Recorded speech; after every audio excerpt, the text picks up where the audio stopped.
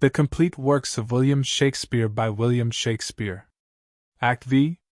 Scene I. The street before Olivia's house. Enter Clown and Fabian. Fabian. Now, as thou lovest me, let me see his letter. Clown. Good Master Fabian, grant me another request. Fabian. Anything. Clown. Do not desire to see this letter. Fabian.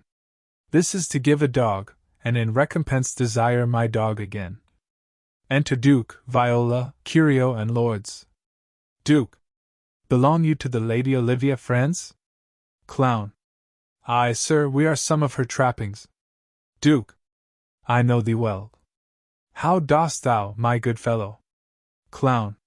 Truly, sir, the better for my foes, and the worse for my friends. Duke. Just the contrary. The better for thy friends. Clown. No, sir, the worse. Duke. How can that be? Clown. Marry, sir, they praise me, and make an ass of me. Now my foes tell me plainly I am an ass, so that by my foes, sir, I profit in the knowledge of myself, and by my friends I am abused. So that, conclusions to be as kisses, if your 4 negatives make your 2 affirmatives, why then, the worse for my friends, and the better for my foes. Duke.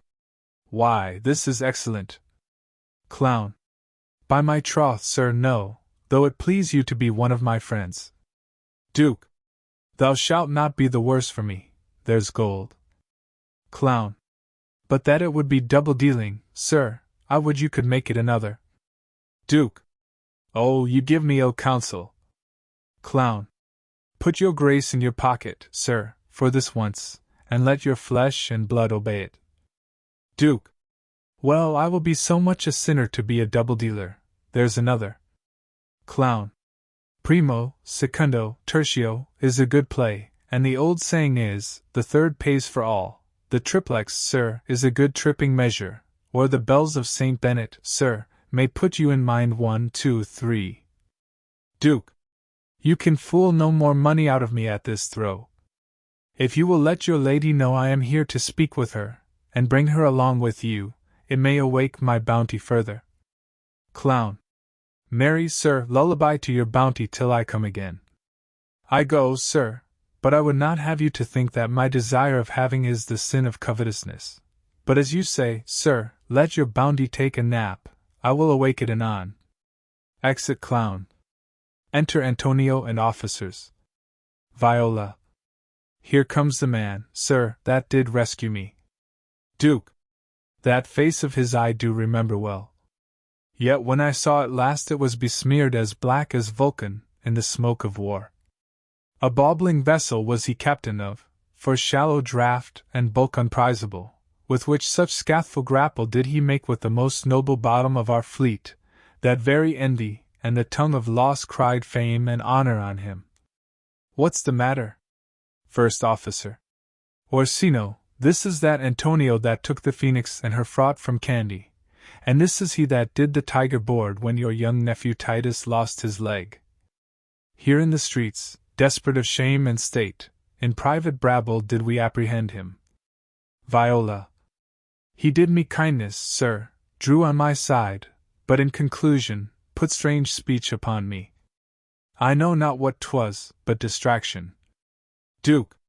Notable pirate, thou saltwater thief, what foolish boldness brought thee to their mercies, whom thou, in terms so bloody and so dear, hast made thine enemies? Antonio. Orsino, noble sir, be pleased that I shake off these names ye give me. Antonio never yet was thief or pirate, though, I confess, on base and ground enough, Orsino's enemy. A witchcraft drew me hither, that most ingrateful boy there by your side from the rude seas enraged and foamy mouth did I redeem, a wreck past hope he was. His life I gave him, and did thereto add my love, without retention or restraint, all his in dedication. For his sake did I expose myself, pure for his love, into the danger of this adverse town, drew to defend him when he was beset, where being apprehended, his false cunning, not meaning to partake with me in danger, taught him to face me out of his acquaintance, and grew a 20 years removed thing while one would wink, denied me mine own purse, which I had recommended to his use not half an hour before. Viola. How can this be? Duke. When came he to this town? Antonio. Today, my lord, and for 3 months before, no interim, not a minute's vacancy, both day and night did we keep company. Enter Olivia and attendants. Duke. Here comes the Countess, now heaven walks on earth. But for thee, fellow, thy words are madness. 3 months this youth hath tended upon me, but more of that anon. Take him aside. Olivia. What would my lord, but that he may not have, wherein Olivia may seem serviceable? Cesario, you do not keep promise with me. Viola. Madam? Duke. Gracious Olivia. What do you say, Cesario? Good my lord. Viola. My lord would speak, my duty hushes me. Olivia. If it be aught to the old tune, my lord, it is as fat and fulsome to mine ear as howling after music. Duke. Still so cruel? Olivia. Still so constant, lord. Duke. What, to perverseness? You uncivil lady, to whose ingrate and unauspicious altars my soul the faithfulst offerings hath breathed out that e'er devotion tendered. What shall I do? Olivia. Even what it please my lord that shall become him. Duke. Why should I not, had I the heart to do it, like to the Egyptian thief at point of death, kill what I love? A savage jealousy that sometimes savors nobly. But hear me this, since you to non-regardance cast my faith, and that I partly know the instrument that screws me from my true place in your favor, live you the marble-breasted tyrant still. But this your minion, whom I know you love, and whom, by heaven I swear, I tender dearly, him will I tear out of that cruel eye where he sits crowned in his master's spite. Come, boy, with me, my thoughts are ripe in mischief, I'll sacrifice the lamb that I do love, to spite a raven's heart within a dove. Viola. And I, most jocund, apt, and willingly, to do you rest, 1,000 deaths would die. Olivia. Where goes Cesario? Viola. After him I love more than I love these eyes, more than my life, more, by all mores, than e'er I shall love wife. If I do feign, you witnesses above punish my life for tainting of my love. Olivia. Ah me, detested! How am I beguiled? Viola. Who does beguile you? Who does do you wrong? Olivia. Hast thou forgot thyself? Is it so long? Call forth the Holy Father. Exit an attendant. Duke. To Viola. Come away! Olivia. Whither, my lord? Cesario, husband, stay. Duke. Husband? Olivia. Aye, husband. Can he that deny? Duke. Her husband, Sirrah? Viola. No, my lord, not I. Olivia. Alas, it is the baseness of thy fear that makes thee strangle thy propriety. Fear not, Cesario, take thy fortunes up. Be that thou know'st thou art, and then thou art as great as that thou fearst. Enter priest. Oh, welcome, father! Father, I charge thee, by thy reverence here to unfold, though lately we intended to keep in darkness what occasion now reveals before 'tis ripe what thou dost know hath newly passed between this youth and me. Priest. A contract of eternal bond of love, confirmed by mutual joinder of your hands, attested by the holy close of lips, strengthened by interchangement of your rings, and all the ceremony of this compact sealed in my function, by my testimony, since when, my watch hath told me, toward my grave, I have travelled but 2 hours. Duke. O thou dissembling cub! What wilt thou be when time hath sowed a grizzle on thy case? Or will not else thy craft so quickly grow that thine own trip shall be thine overthrow? Farewell, and take her, but direct thy feet where thou and I henceforth may never meet. Viola. My lord, I do protest. Olivia. Oh, do not swear. Hold little faith, though thou hast too much fear. Enter Sir Andrew. Sir Andrew. For the love of God, a surgeon! Send one presently to Sir Toby. Olivia. What's the matter? Sir Andrew. Has broke my head across, and has given Sir Toby a bloody coxcomb too. For the love of God, your help! I had rather than £40 I were at home. Olivia. Who has done this, Sir Andrew? Sir Andrew. The Count's gentleman, one Cesario. We took him for a coward, but he's the very devil incarnate. Duke. My gentleman Cesario? Sir Andrew. Odie's lifelings, here he is. You broke my head for nothing, and that I did, I was set on to do by Sir Toby. Viola. Why do you speak to me? I never hurt you, you drew your sword upon me without cause, but I bespake you fair and hurt you not. Enter Sir Toby, drunk, led by the clown. Sir Andrew. If a bloody coxcomb be a hurt, you have hurt me. I think you set nothing by a bloody coxcomb. Here comes Sir Toby halting, you shall hear more, but if he had not been in drink, he would have tickled you other gates than he did. Duke. How now, gentlemen? How is't with you? Sir Toby. That's all one, has hurt me, and there's t'en on't. Sot, didst see Dick Surgeon, sot? Clown. Oh, he's drunk, Sir Toby, an hour agone. His eyes were set at 8 morning. Sir Toby. Then he's a rogue, and a passy measures pavin. I hate a drunken rogue. Olivia. Away with him. Who hath made this havoc with them? Sir Andrew. I'll help you, Sir Toby, because we'll be dressed together. Sir Toby. Will you help? An ass-head, and a coxcomb, and a knave, a thin-faced knave, a gull? Olivia. Get him to bed, and let his hurt be looked to. Exeunt Clown, Fabian, Sir Toby and Sir Andrew. Enter Sebastian. Sebastian. I am sorry, madam, I have hurt your kinsman, but had it been the brother of my blood, I must have done no less with wit and safety. You throw a strange regard upon me, and by that I do perceive it hath offended you. Pardon me, sweet one, even for the vows we made each other but so late ago. Duke. One face, one voice, one habit, and two persons.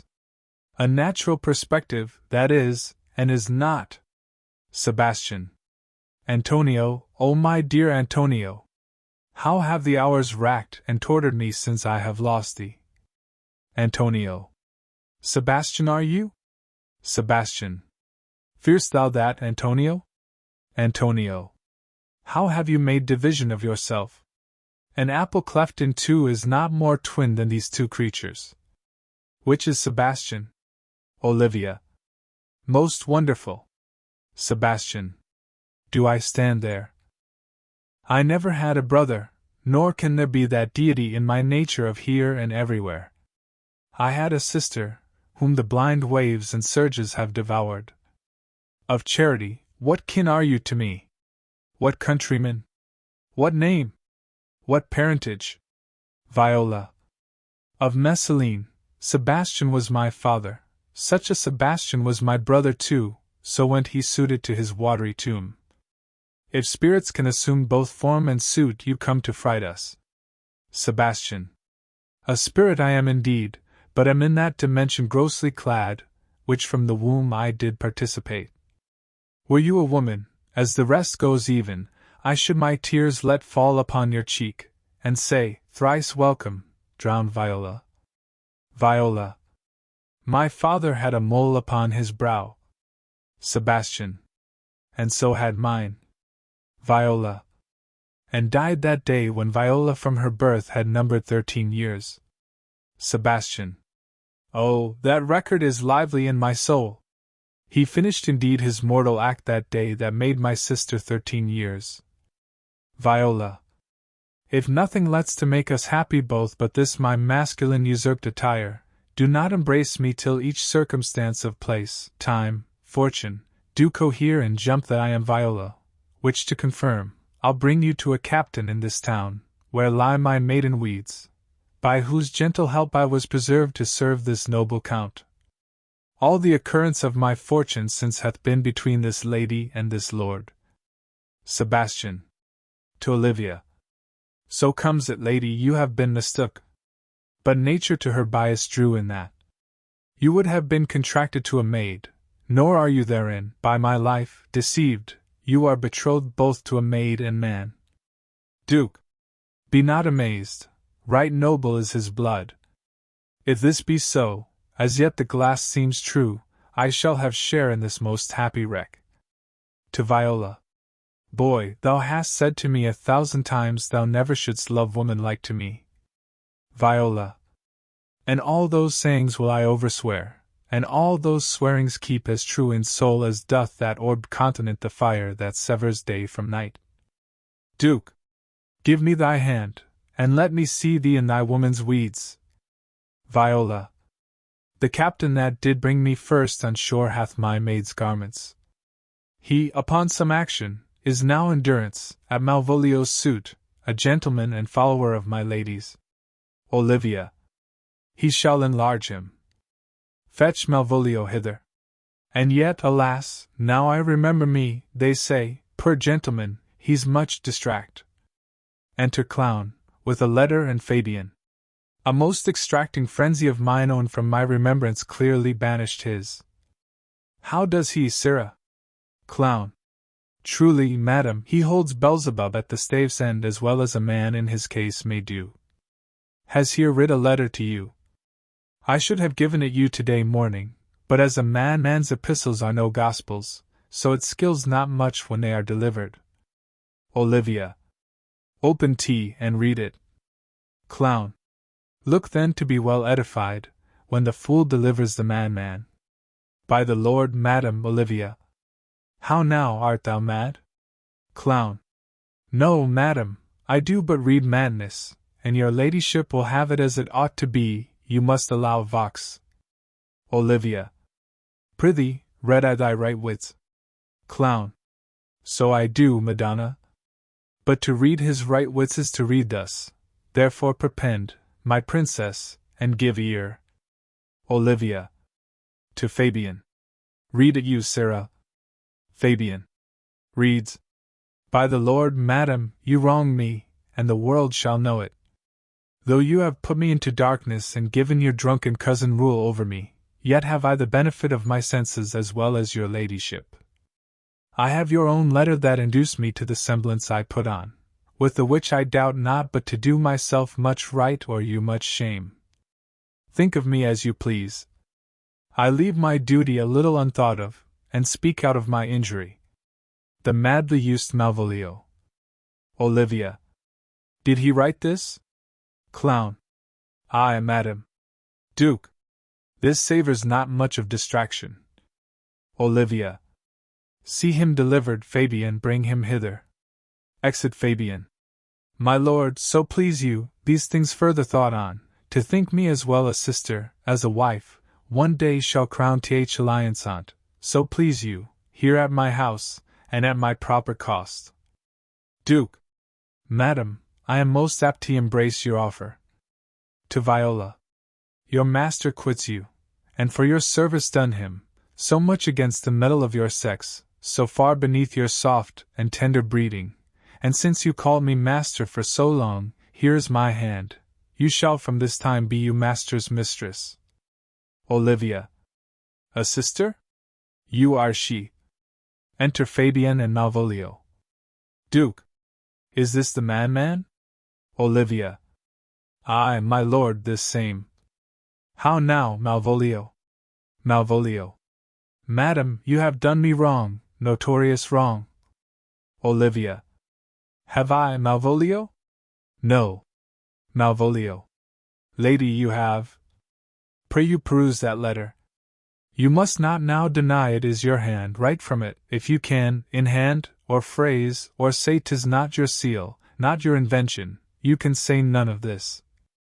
Well, grant it then, and tell me, in the modesty of honor, why you have given me such clear lights of favor, bade me come smiling and cross-gartered to you, to put on yellow stockings, and to frown upon s.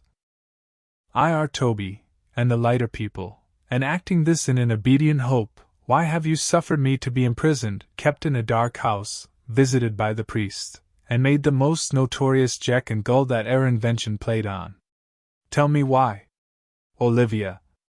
Alas, Malvolio, this is not my writing, though I confess, much like the character, but out of question, 'tis Maria's hand. And now I do bethink me, it was she first told me thou wast mad, then camest in smiling, and in such forms which here were presupposed upon thee in the letter.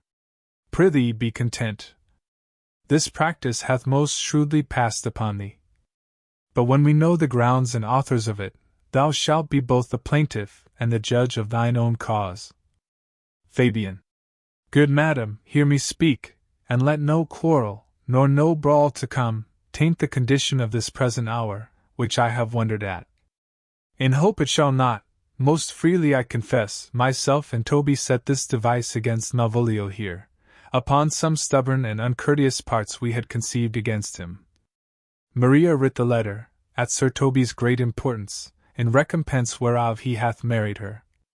How with a sportful malice it was followed may rather pluck on laughter than revenge, if that the injuries be justly weight that have on both sides passed. Olivia. Alas, poor fool, how have they baffled thee? Clown. Why, some are born great, some achieve greatness, and some have greatness thrown upon them. I was one, sir, in this interlude, one Sir Topus, sir, but that's all one. By the Lord, fool, I am not mad. But do you remember? Madam, why laugh you at such a barren rascal? And you smile not, he's gagged? And thus the whirligig of time brings in his revenges. Malvolio.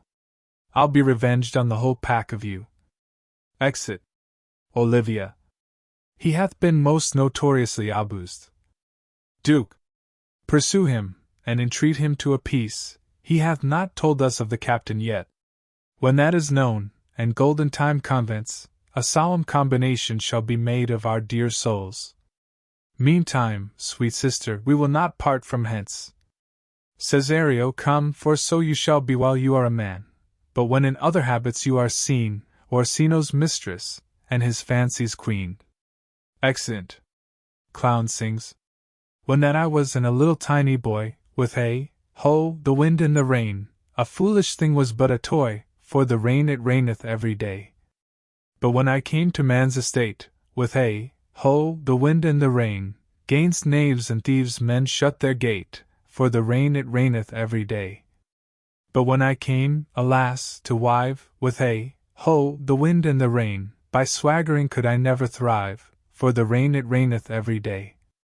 But when I came unto my beds, with hay, ho, the wind and the rain, with tosspots still had drunken heads, for the rain it raineth every day. A great while ago the world begun, with hay, ho, the wind and the rain, but that's all one, our play is done, and we'll strive to please you every day. Exit. The two gentlemen of Verona. Dramatis Personae, Duke of Milan, father to Silvia Valentine, one of the two gentlemen Proteus. Antonio, father to Proteus Thurio, a foolish rival to Valentine Eglamour, agent for Silvia in her escape speed, a clownish servant to Valentine Launce, the like to Proteus Panthino, servant to Antonio host, where Julia lodges in Milan Outlaws, with Valentine Julia, a lady of Verona, beloved of Proteus Silvia, the Duke's daughter, beloved of Valentine Lucetta. Waiting woman to Julia, servants, musicians, scene, Verona, Milan, the frontiers of Mantua. Acti. Scene I. Verona. An open place. Enter Valentine and Proteus. Valentine. Cease to persuade, my loving Proteus. Home-keeping youth have ever homely wits. Were't not affection chains thy tender days to the sweet glances of thy honored love, I rather would entreat thy company to see the wonders of the world abroad, than, living dully sluggardized at home, wear out thy youth with shapeless idleness. But since thou lovest, love still, and thrive therein, even as I would, when I to love begin. Proteus. Wilt thou be gone? Sweet Valentine, adieu! Think on thy Proteus, when thou haply sayest some rare noteworthy object in thy travel. Wish me partaker in thy happiness when thou dost meet good hap, and in thy danger, if ever danger do environ thee, commend thy grievance to my holy prayers, for I will be thy headsman, Valentine. Valentine. And on a love book pray for my success? Proteus. Upon some book I love I'll pray for thee. Valentine. That's on some shallow story of deep love, how young Leander crossed the Hellespont. Proteus. That's a deep story of a deeper love, for he was more than over shoes in love. Valentine. 'Tis true, for you are over boots in love, and yet you never swum the Hellespont. Proteus. Over the boots. Nay, give me not the boots. Valentine. No, I will not, for it boots thee not. Proteus. What? Valentine. To be in love where scorn is bought with groans, coy looks with heart-sore sighs, one fading moment's mirth with 20 watchful, weary, tedious nights, if haply won, perhaps a hapless gain, if lost, why then a grievous labor won, however, but a folly bought with wit, or else a wit by folly vanquished. Proteus. So, by your circumstance, you call me fool. Valentine. So, by your circumstance, I fear you'll prove. Proteus. 'Tis love you cavil at. I am not love. Valentine. Love is your master, for he masters you, and he that is so yoked by a fool, methinks, should not be chronicled for wise. Proteus. Yet writers say, as in the sweetest bud the eating canker dwells, so eating love inhabits in the finest wits of all. Valentine. And writers say, as the most forward bud is eaten by the canker ere it blow, even so by love the young and tender wit is turned to folly, blasting in the bud, losing his verdure even in the prime, and all the fair effects of future hopes. But wherefore waste thy time to counsel that art a votary to fond desire? Once more adieu. My father at the road expects my coming, there to see me shipped. Proteus. And thither will I bring thee, Valentine. Valentine. Sweet Proteus, no, now let us take our leave. To Milan let me hear from thee by letters of thy success in love, and what news else bettereth here in absence of thy friend, and I likewise will visit thee with mine. Proteus. All happiness beckhands to thee in Milan. Valentine. As much to you at home, and so farewell. Exit Valentine. Proteus. He after honor hunts, I after love, he leaves his friends to dignify them more, I leave myself, my friends, and all for love. Thou, Julia, thou hast metamorphosed me, made me neglect my studies, lose my time, war with good counsel, set the world at naught, made wit with musing weak, heart sick with thought. Enter Speed. Speed. Sir Proteus, save you. Saw you my master? Proteus. But now he parted hence to embark for Milan. Speed.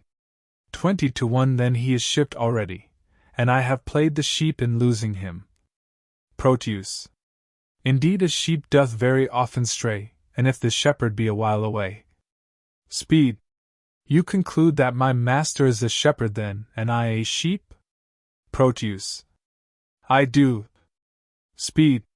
Why then, my horns are his horns, whether I wake or sleep. Proteus. A silly answer, and fitting well a sheep. Speed. This proves me still a sheep. Proteus. True, and thy master a shepherd. Speed. Nay, that I can deny by a circumstance. Proteus. It shall go hard, but I'll prove it by another.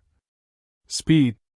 The shepherd seeks the sheep, and not the sheep the shepherd, but I seek my master, and my master seeks not me, therefore I am no sheep. Proteus. The sheep for fodder follow the shepherd for food follows not the sheep, thou for wages followest thy master for wages follows not thee. Therefore thou art a sheep. Speed. Such another proof will make me cry bah. Proteus. But dost thou hear? Gav'st thou my letter to Julia? Speed. Aye, sir, I, a lost mutton, gave your letter to her, a lacked mutton, And she, a lacked mutton, gave me, a lost mutton, nothing for my labor. Proteus. Here's too small a pasture for such store of muttons. Speed. If the ground be overcharged, you were best stick her. Proteus. Nay, in that you are astray, 'twere best pound you. Speed. Nay, sir, less than a pound shall serve me for carrying your letter. Proteus. You mistake, I mean the pound a pinfold. Speed. From a pound to a pin? Folded over and over, 'tis threefold too little for carrying a letter to your lover. Proteus. But what said she? Speed. Nodding eye. Proteus. Nod eye. Why, that's noddy. Speed. You mistook, sir, I say she did nod, and you asked me if she did nod, and I say aye. Proteus. And that set together is nodded. Speed. Now you have taken the pains to set it together, take it for your pains. Proteus. No, no, you shall have it for bearing the letter. Speed. Well, I perceive I must be fain to bear with you. Proteus. Why, sir, how do you bear with me? Speed. Marry, sir, the letter very orderly, having nothing but the word nada for my pains. Proteus. Beshrew me, but you have a quick wit. Speed. And yet it cannot overtake your slow purse. Proteus. Come, come, open the matter. In brief, what said she? Speed. Open your purse, that the money and the matter may be both at once delivered. Proteus. Well, sir, here is for your pains. What said she? Speed. Truly, sir, I think you'll hardly win her. Proteus. Why, couldst thou perceive so much from her? Speed.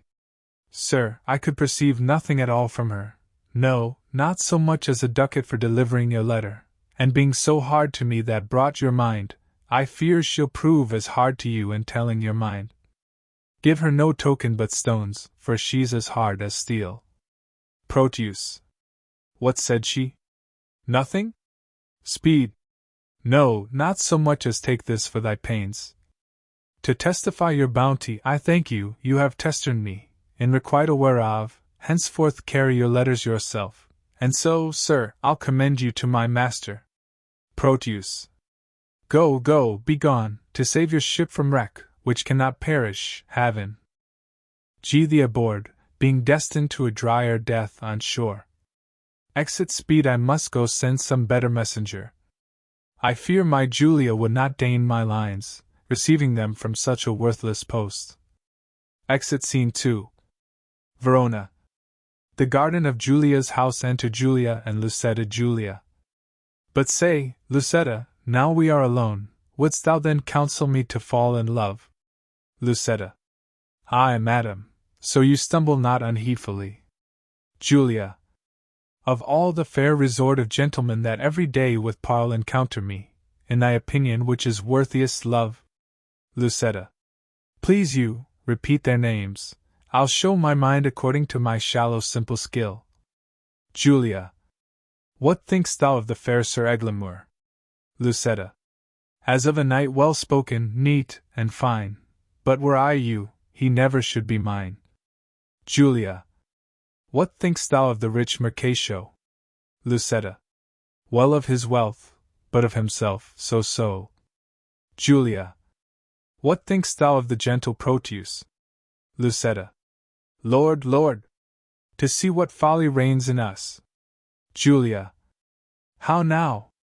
What means this passion at his name? Lucetta. Pardon, dear madam, 'tis a passing shame that I, unworthy body as I am, should censure thus on lovely gentlemen. Julia. Why not on Proteus, as of all the rest? Lucetta. Then thus, of many good I think him best. Julia. Your reason? Lucetta.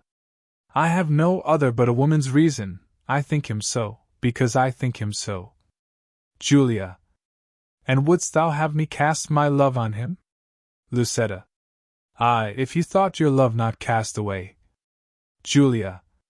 Why, he, of all the rest, hath never moved me. Lucetta. Yet he, of all the rest I think best loves ye. Julia. His little speaking shows his love but small. Lucetta. Fire that's closest kept burns most of all. Julia. They do not love that do not show their love. Lucetta. Oh, they love least that let men know their love. Julia. I would I knew his mind. Lucetta. Peruse this paper, madam. Julia. To Julia say from whom?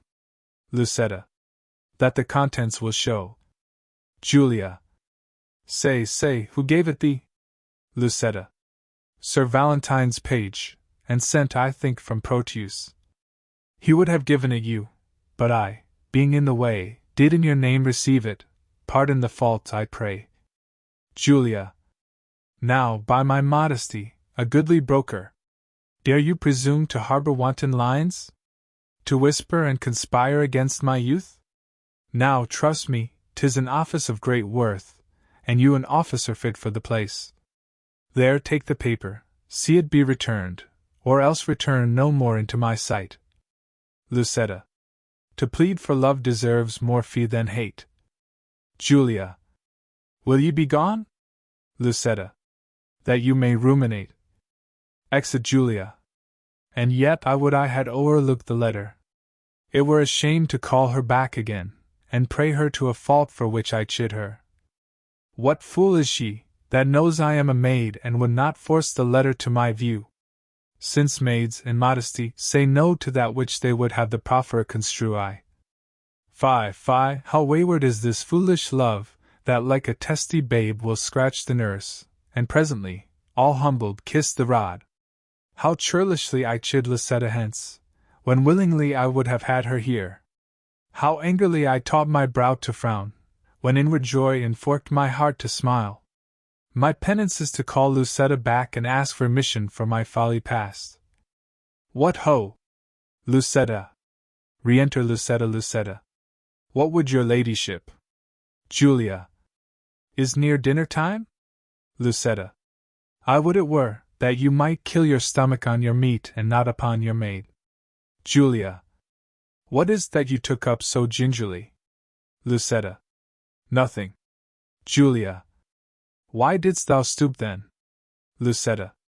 To take a paper up that I let fall. Julia. And is that paper nothing? Lucetta. Nothing concerning me. Julia. Then let it lie for those that it concerns. Lucetta. Madam, it will not lie where it concerns, unless it have a false interpreter. Julia. Some love of yours hath writ to you in rhyme. Lucetta. That I might sing it, madam, to a tune. Give me a note, your ladyship can set. Julia. As little by such toys as may be possible. Best sing it to the tune of Light, O Love. Lucetta. It is too heavy for so light a tune. Julia. Heavy! Belike it hath some burden then. Lucetta. Ay, and melodious were it, would you sing it? Julia. And why not you? Lucetta.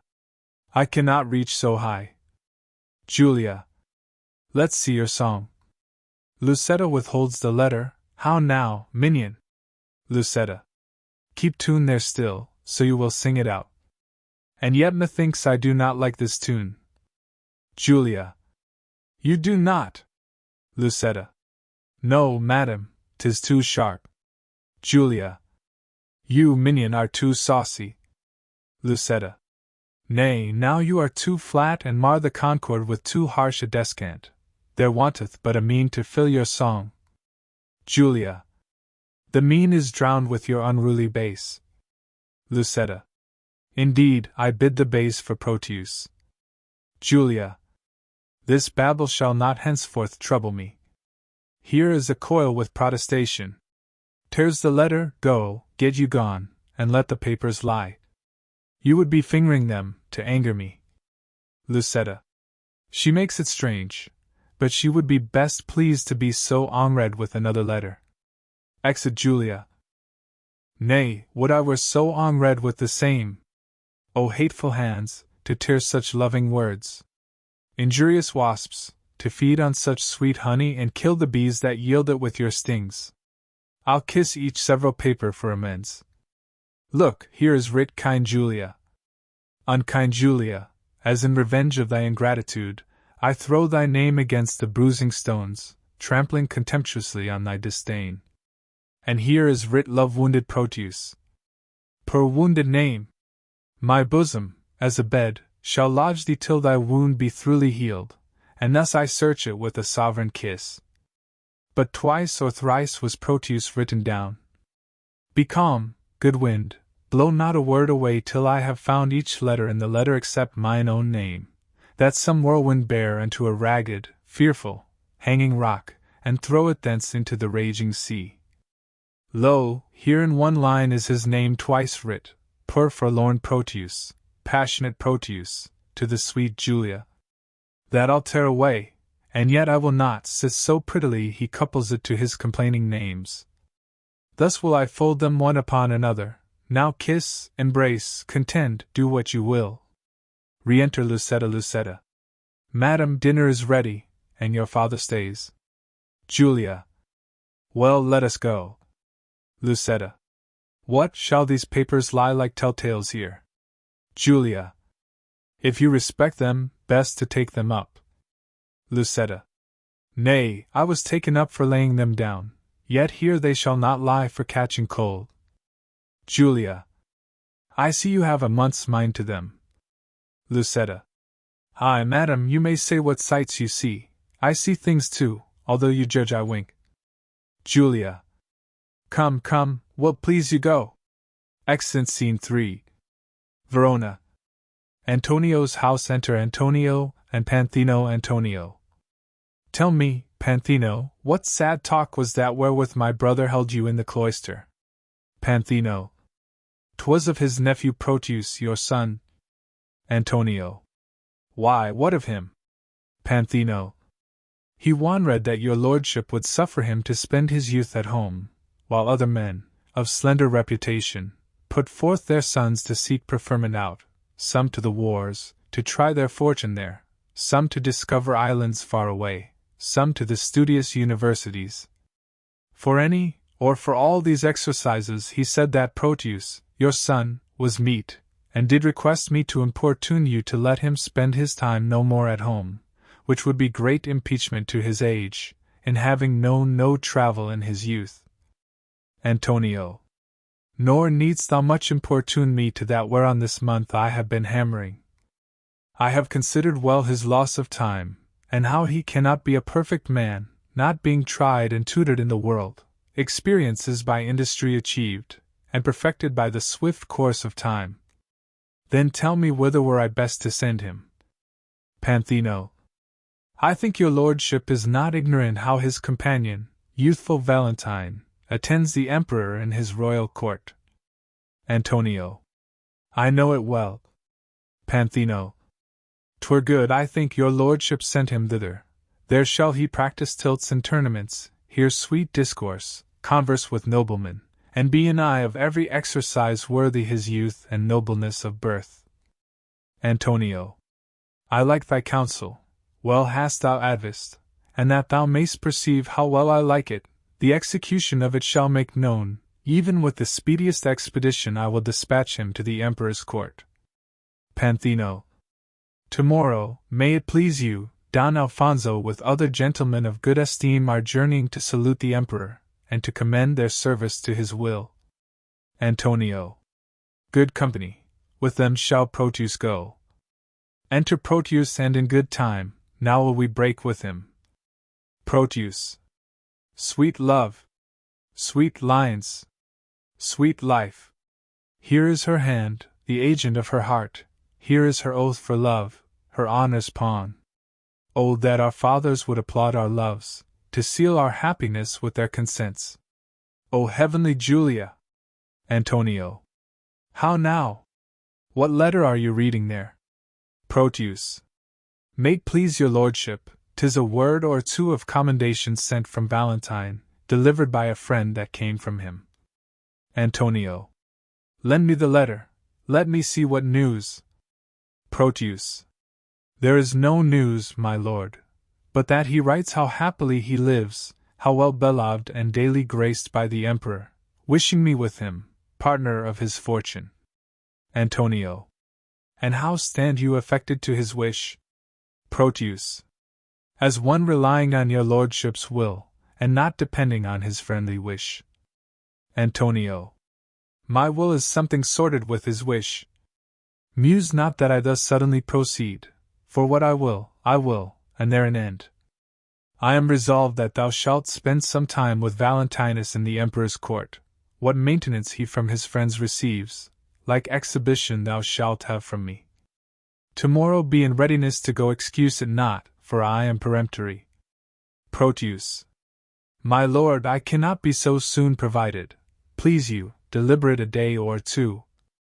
Antonio. Look what thou wants shall be sent after thee. No more of stay, tomorrow thou must go. Come on, Panthino, you shall be employed O hasten on his expedition. Exeunt Antonio and Panthino. Proteus. Thus have I shunned the fire for fear of burning, and drenched me in the sea, where I am drowned. I feared to show my father Julia's letter, lest he should take exceptions to my love, and with the vantage of mine own excuse hath he accepted most against my love. Oh, how this spring of love resembleth the uncertain glory of an April day, which now shows all the beauty of the sun, and by a cloud takes all away. Re-enter Panthino. Panthino. Sir Proteus, your father calls for you. He is in haste, therefore I pray you go. Proteus. Why, this it is, my heart accords thereto, and yet 1,000 times it answers no. Exeunt.